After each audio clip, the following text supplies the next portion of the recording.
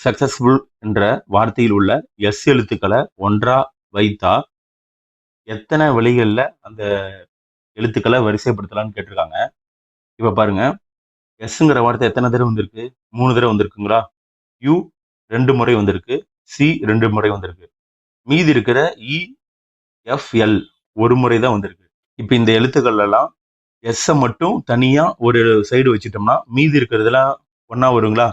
இப்போ எஸ் வந்து ஒரு யூனிட்டா எடுத்துக்குவோம், அதாவது ஒரே எழுத்தா எடுத்துக்கலாம்.